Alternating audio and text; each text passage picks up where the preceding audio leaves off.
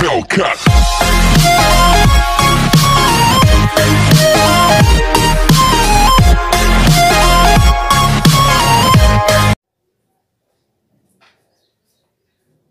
हाय students, last व्हिडिओमध्ये आपण trigonometric ratios, compound angles and factorization फॉर्म्युले याच्यावरती एक रिव्हिजन किंवा समरी व्हिडिओ आपण त्याला म्हणू शकतो बनवला होता.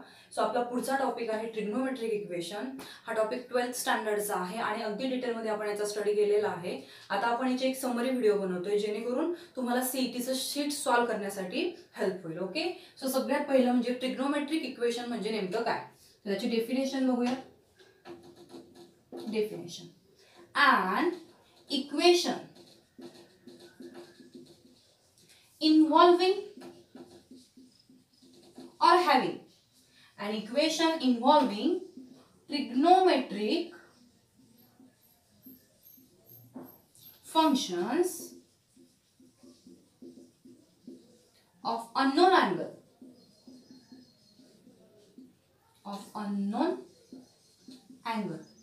is called trigonometric equation. Okay, trigonometric equation म्हणजे काय? an equation involving or having trigonometric functions of unknown angle is called trigonometric equation. म्हणजे सिम्पली ज्या इक्वेशन मध्ये ट्रिग्नोमेट्रिक फंक्शन इन्व्हॉल्व असेल त्या इक्वेशनला ट्रिग्नोमेट्रिक इक्वेशन म्हणणार. मग याचं एक्झाम्पल द्यायचं म्हटलं तर example sin x is equal to √3/2. Okay, किंवा अजून एखादं एक्झाम्पल घ्यायचं म्हटलं तर cos x is equal to half. बघा, बरोबर ह्या इक्वेशन मध्ये ट्रिग्नोमेट्रिक फंक्शन आलंय, इथे पण ट्रिग्नोमेट्रिक फंक्शन आलंय. सो ज्या इक्वेशन मध्ये ट्रिग्नोमेट्रिक फंक्शन इन्व्हॉल्व होईल त्या इक्वेशनला कुठलं इक्वेशन म्हणणार? Trigonometric equation. Okay, so first definition clear झाली माझ्या मते. Second definition, solution of trigonometric equation. Trigonometric इक्वेशनचं सोल्युशन म्हणजे काय? तर the value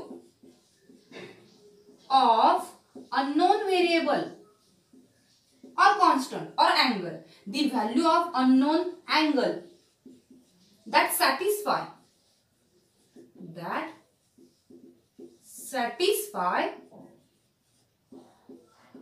the trigonometric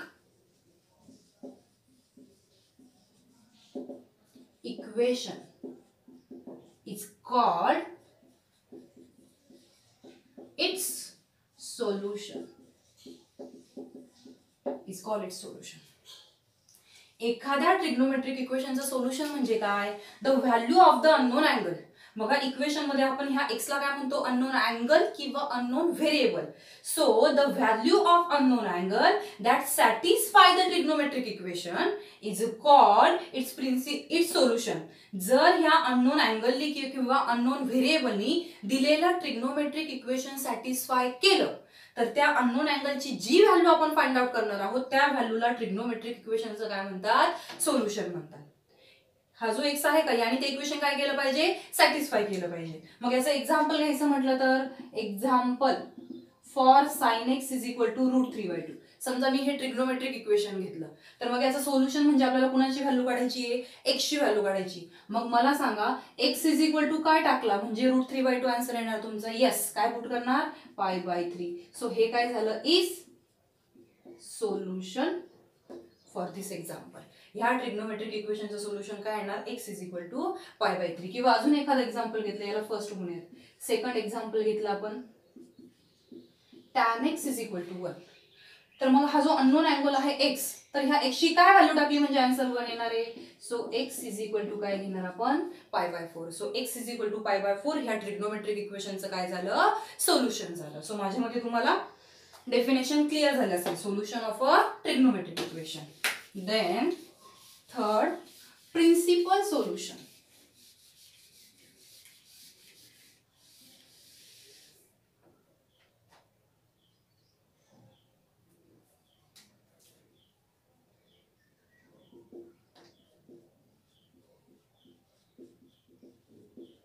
principle solution म्हणा किंवा सोल्युशन्स पण म्हणू शकतो. The solutions of a trigonometric equation of an unknown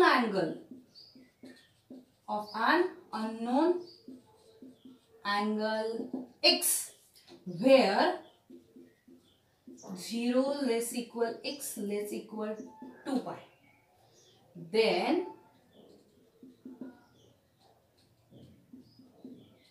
are called its principal solutions.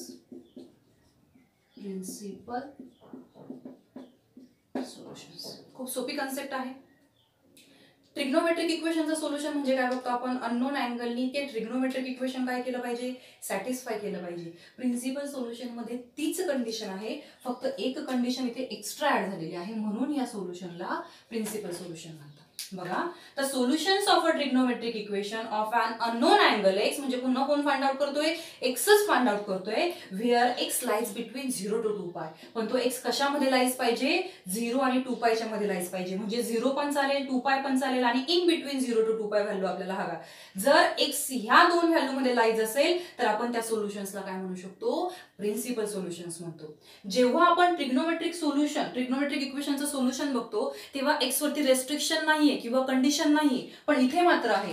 जर तुमचा एक्स 0 to 2 पाय मध्ये लाय असेल तर आणि तरच त्या सोल्युशनला तुम्ही काय म्हणणार, प्रिन्सिपल सोल्युशन म्हणणार.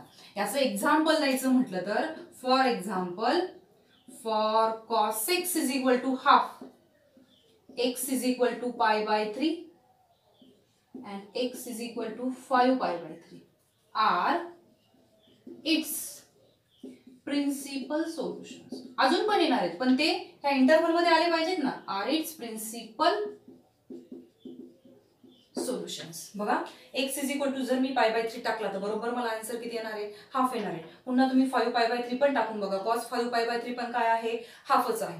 ओके, मग ह्या दोनच व्हॅल्यू का घेतल्या, तर ह्या दोन्ही पण व्हॅल्यू कुठे लाईज आहे, 0 to 2 पाय मध्ये लाईज आहे. तुम्ही चेक करून बघा, पायची व्हॅल्यू टाकून बघा 180, आणि ह्या दोघांमध्ये येते की नाही व्हॅल्यू चेक करा. सो हे दोन्ही ह्या ट्रिग्नोमेट्रिक इक्वेशन साठी कुठले सोल्युशन्स झाले, principal solutions. Okay, so first condition आपण हा एक्स फाइंड आउट करतो. फॉर, एक रिमार्क म्हणू शकतो आपण त्याला किंवा नोट, फॉर प्रिन्सिपल सोल्युशन्स म्हणजे आपण कोण फाइंड आउट करतो, एक्स फाइंड आउट करतो. Wear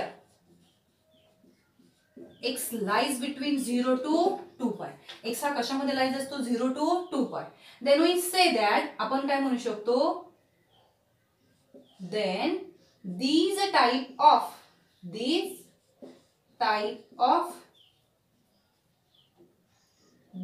of solutions are finite in number.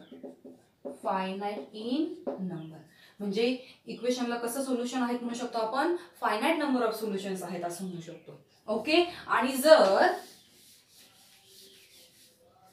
second remark, if we consider the example or identity sin square x plus cos square x is equal to 1. If we consider this identity, then every value x lies between 0 to 2 pi will satisfy this equation.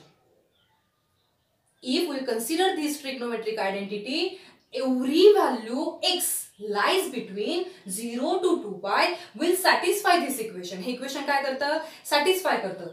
Therefore we say that these types of equation have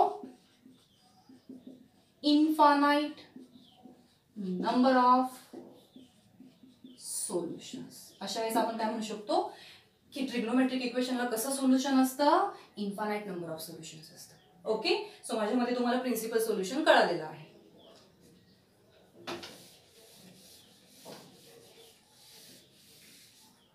next, general solution.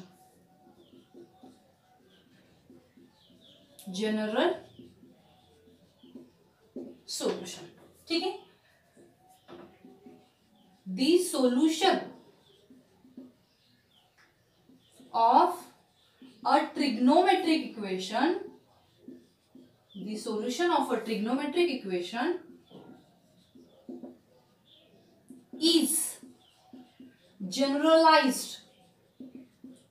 generalized by its periodicity.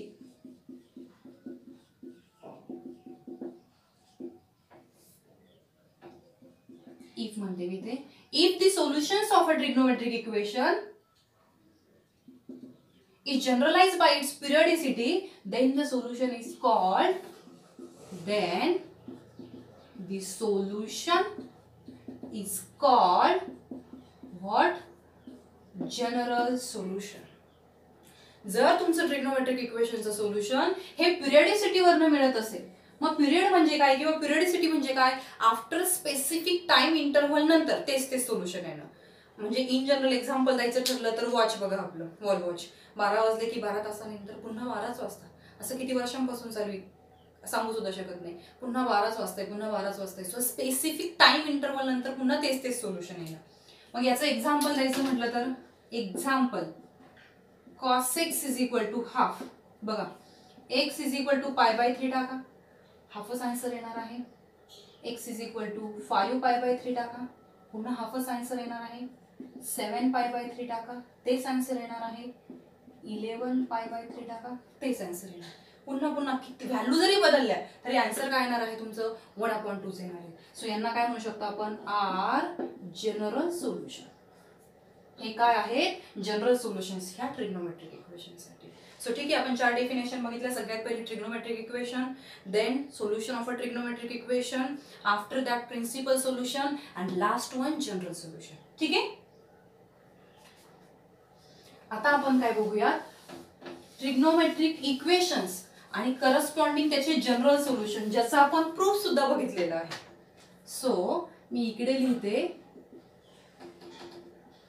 Trigonometric equation. Okay, आणि इकडे म्हणते मी general solution. Proof बघितलेत ना आपण याच्यासाठी? Okay, first trigonometric equation sin theta is equal to 0. Yes, सांगा काय असते याचं general solution?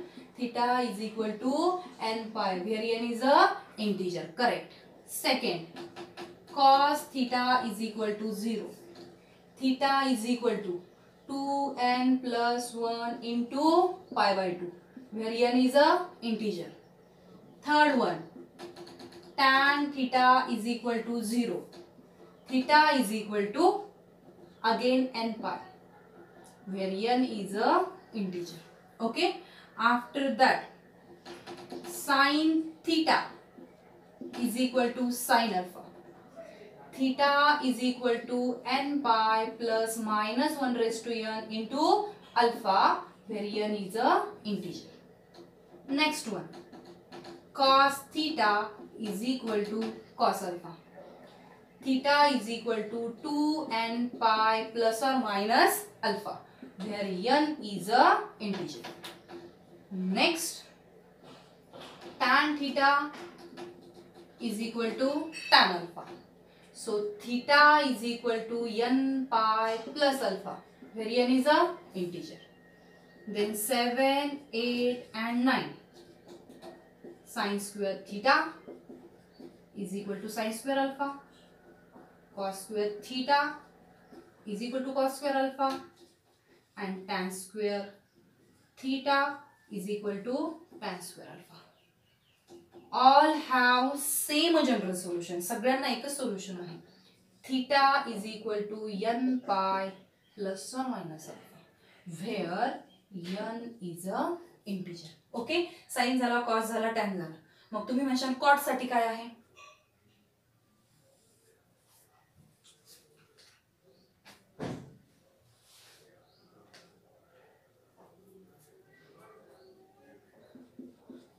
Cot theta is equal to 0 जर असेल तर त्याच्यासाठी सोल्युशन पण काय येणार?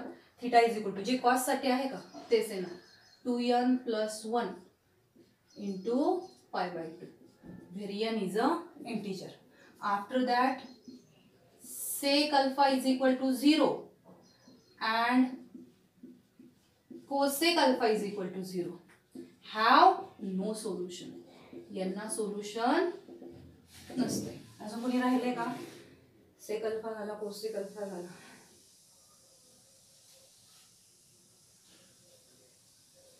येस, लास्ट वन अजून एक राहिलं आपलं. जर आपलं ट्रिग्नोमेट्रिक इक्वेशन ह्या फॉर्म मध्ये असेल, a cos theta plus b sin theta is equal to c, then general solution काय असतं याचं? Theta is equal to a cos theta plus b sin theta is equal to c असेल तर general solution असतं theta is equal to 2n pi plus alpha plus और minus beta where n is a integer. Okay, so wear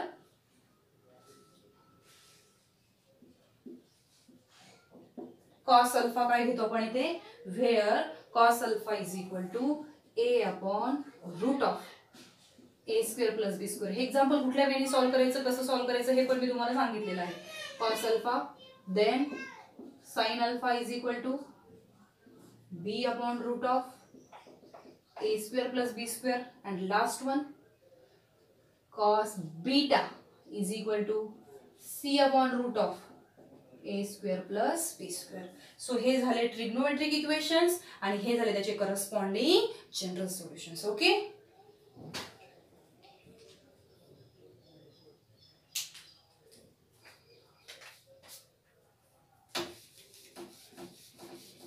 so next आपण बघूया solution of a triangle मध्ये. Solution of a triangle मध्ये आपण बरेच rule बघितलेले आहेत, सो ते आपण बघूया. ठीक आहे, so first is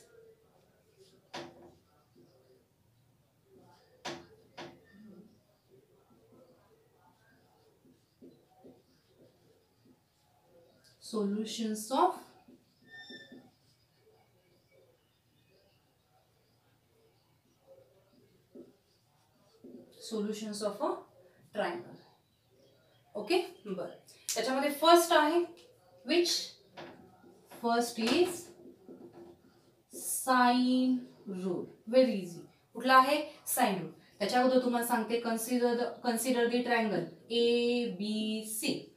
okay, so A B B C आणि ए सी ह्या ट्रायंगलच्या काय झाल्या? साइड्स झाल्या. मग आपण त्याची काय कन्सिडर केल्या होत्या? लेंथ कन्सिडर केल्या होत्या. ए च्या अपोजिट स्मॉल ए, बी च्या अपोजिट स्मॉल बी आणि सी च्या अपोजिट स्मॉल सी. म्हणजेच ए बी या साइडची लेंथ काय झाली? सी. बी सी साइडची लेंथ ए आणि ए सी साइडची लेंथ काय झाली? बी झाली. ओके, सो साइन रूल काय सांगतो आपल्याला? In triangle A B C small A upon sine A is equal to b upon sin b is equal to c upon sin c. होता का असा sine rule? Okay, so हा sine rule काय सांगतो आपल्याला? Sides of a triangle are proportional to sines of opposite angle. ट्रायंगलची जी side असते ती कशी असते? प्रपोर्शनल असते. कुणाला? त्याच्या अपोजिट जो अँगल असतो त्याचा कोण घ्यायचा? साइन घ्यायचा. So a upon sine a is equal to b upon sine b is equal to c upon sine c. This is our sine rule. Okay, so next cosine rule. Second cosine rule. जेव्हा आपण regular घेतले तेव्हा ह्या सगळ्यांचे proof देखील आपण घेतलेले आहेत. Again in triangle ABC. In triangle A B C काय आहे रे? A square is equal to, याच्यासाठी किती रिझल्ट आहेत? 3. A square is equal to B square plus C square minus 2bc cos. अँगलला कोण घेणार? इकडे कोण आहे? Small A. स्मॉल ए च्या अपोजिट कोण आहे? Capital A. सो इथे कॅपिटल ए घेतला. Okay, second one B square is equal to, 3 length आहेत मुलांना आपल्याकडे ए बी सी. त्यातली इकडे कुठली आली? बी स्क्वेअर. म्हणजे कुठल्या 2 शिल्लक राहिल्या? ए आणि सी. मग कसं लिहिणार? A square plus C square minus 2ac into cos. अँगलला कोण घेणार? Small B. स्मॉल बी च्या अपोजिट कोण आहे? कॅपिटल. जो इकडे असेल का त्याच्या अपोजिटचा अँगल लिहून टाकायचं. ठीक आहे, and last one C square is equal to, C गेला, राहिला कोण? ए आणि बी. मग काय लिहिणार? A square plus B square minus 2ab cos C. So हे तिन्ही पण स्टेटमेंट कशामध्ये आहे? कोसाइन रूल मध्ये. याच्यावरनं तुम्ही असं पण लिहू शकता. हा जो पहिला रिझल्ट आहे का, ह्या पहिल्या रिझल्ट वरनं आपण कुणाची व्हॅल्यू काढू शकतो रे? कॉस ए ची व्हॅल्यू काढू शकतो. बघा, हे टोटल टर्म इकडे निगेटिव्ह आहे, पलीकडे गेल्यानंतर काय होणार? पॉझिटिव्ह होणार. ठीक आहे, तुमच्यासाठी डिटेल मध्ये लिहिते पहिला फॉर्म्युला. म्हणजे आपण काय लिहिणार? 2bc into cos A. बघा ही व्हॅल्यू निगेटिव्ह तिकडे आल्यानंतर काय झाली पॉझिटिव्ह, आणि हा ए स्क्वेअर पॉझिटिव्ह आहे, पलीकडे गेल्यानंतर काय होणार निगेटिव्ह. सो आपण काय लिहिणार B square plus C square minus A square. From this equation we have cos A is equal to B square plus C square minus A square whole upon 2bc. कोणासाठी formula मिळाला आपल्याला cos A साठी. कुठून मिळाला ह्या पहिल्या equation वरनं. Similarly second वरनं आता तुम्ही सांगू शकता लॉजिकली की कॉस बी ची व्हॅल्यू काय येणार. बघा इथे जो असतो का ए, एच्या अपोजिटला कोण असतो स्मॉल ए, तर ए ची टर्म इथे मायनस असते बघा ए स्क्वेअर. मग बाय युजिंग दॅट आता बी ए म्हणजे इथं काय येणार A square plus C square minus B square upon 2ac. And then third one cos c which is equal to काय येणार a square plus b square minus c square upon 2ab. So this is cosine. Okay. Now next one is which one? Yes, projection rule.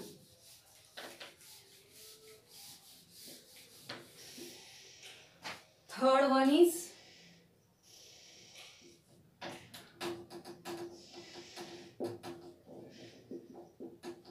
Projection rule.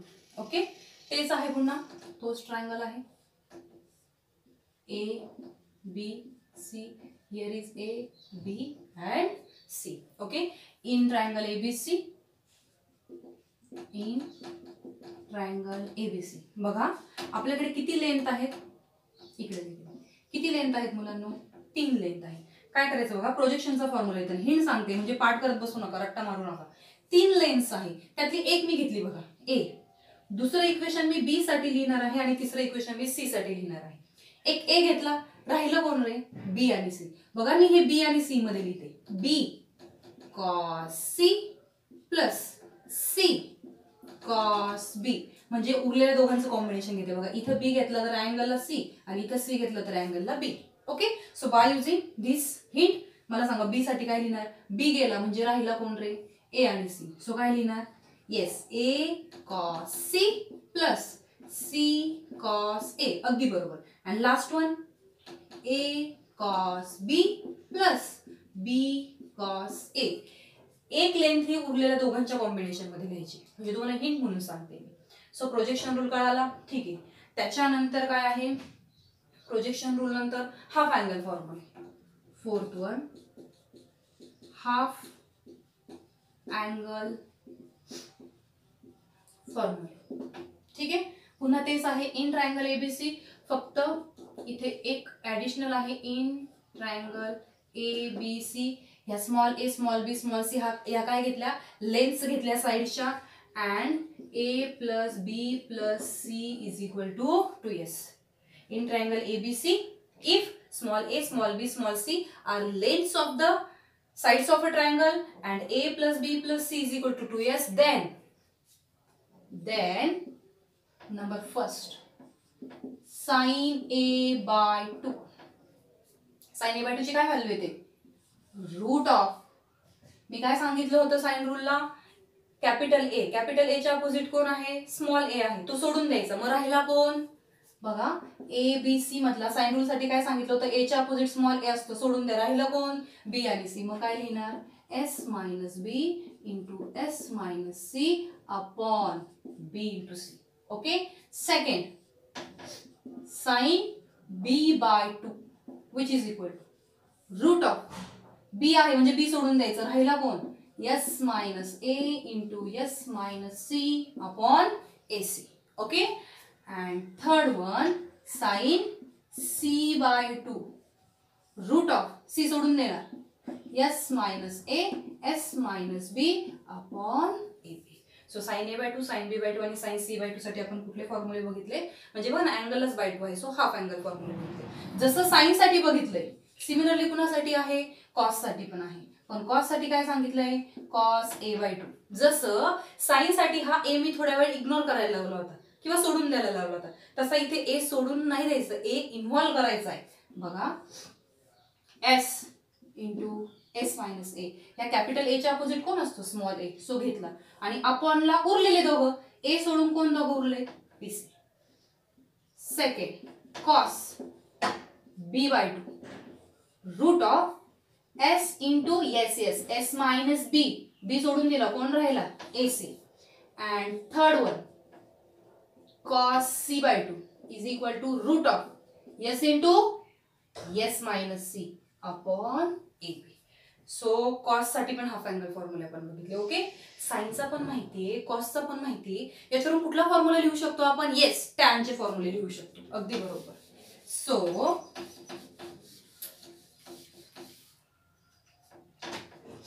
First tan A by 2. बघा tan म्हणजे काय लिहितो आपण? Sine upon cos. बघा ह्या दोन value घेते मी, sign A by 2 आणि कॉस A by 2. बघा दोघांचा पण डिनॉमिनेटर कसा दिसतोय रे? सेम दिसतोय. रूट मध्ये BC आणि रूट मध्ये BC. सो ती टर्म काय होणार आहे मुलांनो? कॅन्सल. म्हणजे आपल्याला काय मिळेल? याचा न्यूमरेटर काय? S minus B S minus C आणि याचा न्यूमरेटर काय? S into S minus C. Tan A by 2 साठी formula. Second tan B by 2. tan B by 2 म्हणजे आपण ही व्हॅल्यू आणि ही व्हॅल्यू घेणार. पुन्हा दोघांचा डिनॉमिनेटर सेम दिसतो बघा, AC रूट मध्ये आणि इथे पण AC रूट मध्ये. काय होणार? कॅन्सल. सो काय शिल्लक राहते? S minus A S minus C upon S into S minus B. tan A by 2 मिळाला, tan B by 2 मिळाला. सिमिलरली कोण लिहिणार? tan C by 2. काय लिहिणार आहे tan C by 2 मध्ये? आता तुम्ही सांगू शकता. Root of S minus A S minus B upon S into S minus C and hence half angle formula. ठीक है.